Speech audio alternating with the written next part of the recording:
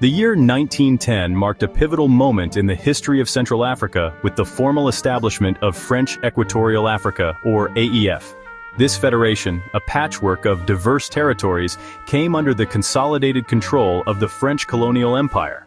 The AEF encompassed a vast expanse of land, encompassing modern-day Gabon, Chad, the Central African Republic, and the Republic of the Congo. These territories, each with its own unique history and cultural tapestry, were brought together under the umbrella of French administration. The creation of the AEF was not an overnight development. Rather, it was the culmination of decades of French penetration into the interior of Equatorial Africa. Explorers, missionaries, and traders had been active in the region since the mid-19th century, laying the groundwork for formal colonization. The Congress of Berlin, held from 1884 to 1885, which regulated European colonization and trade in Africa, further solidified France's claim to these territories. The Federation, however, was not merely a geographic designation. It represented a concerted effort by the French to impose a centralized system of governance over a vast and diverse region. The AEF, from its inception, was designed to serve French interests, both strategically and economically.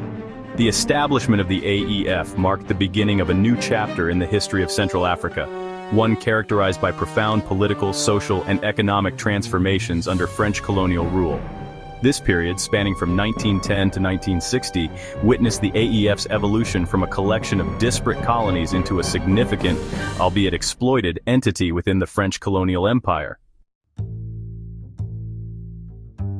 The decision to unite these disparate territories under the banner of French Equatorial Africa was driven by a combination of motivations. Centralization, both in terms of administration and resource exploitation, emerged as primary factors. From the perspective of Paris, the vast distances and challenging terrain of Equatorial Africa demanded a more streamlined and cost-effective approach to governance. The Federation promised to reduce administrative redundancy by consolidating power in the hands of a governor-general stationed in Brazzaville, the capital of the AEF. This individual, answerable directly to Paris, held sweeping authority over the entire Federation, overseeing a hierarchical administrative structure that extended down to the local level. Beyond administrative convenience, the economic imperative loomed large. France, like other European powers, viewed its colonies as sources of raw materials and potential markets for manufactured goods. French Equatorial Africa, with its abundance of natural resources, including rubber, timber, and minerals, held immense economic potential in the eyes of French industrialists and policymakers. The Federation facilitated the extraction and transportation of these resources to French factories and ports. It enabled French companies to operate across a wider geographic area, maximizing their profits and fueling the French economy. The establishment of the AEF, therefore, was not merely an exercise in administrative efficiency, it was a calculated move to integrate these African territories more fully into the French economic orbit. The French administration in Equatorial Africa was characterized by a rigid hierarchy and a policy of direct rule. At the apex of this structure stood the Governor-General, a powerful figure who exercised broad authority over the Federation. Answerable only to the Ministry of Colonies in Paris, the Governor-General wielded considerable power, shaping the political, economic, and social landscape of the AEF. Beneath the Governor-General, a cadre of French administrators staffed the various departments and services responsible for governing the colony. These officials, often lacking in local knowledge and cultural sensitivity, implemented policies designed to maintain order, assert French control, and facilitate economic exploitation.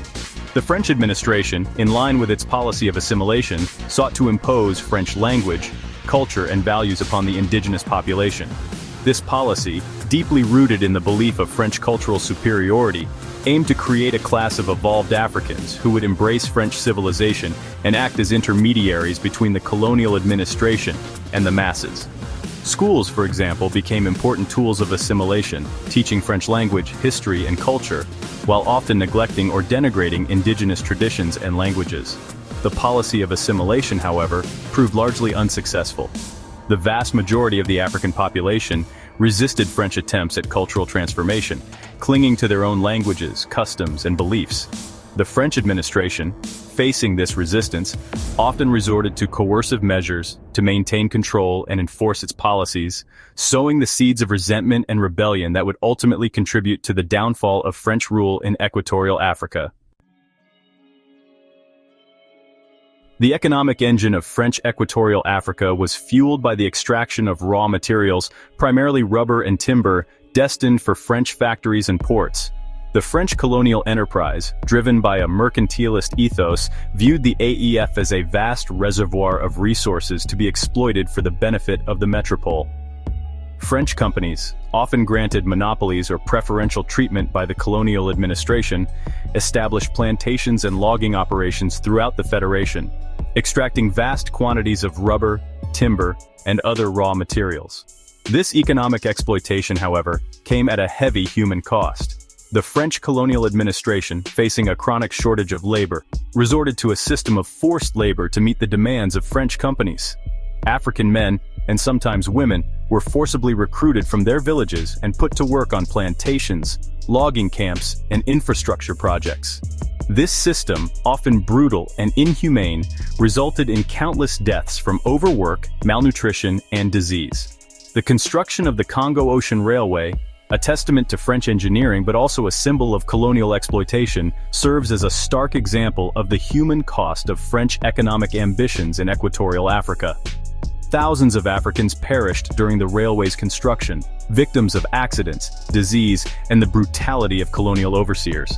The economic exploitation of French Equatorial Africa left a bitter legacy, shaping the social, economic, and political landscape of the region for decades to come. If you found this story insightful, please like and subscribe to emgotvhistory for more stories.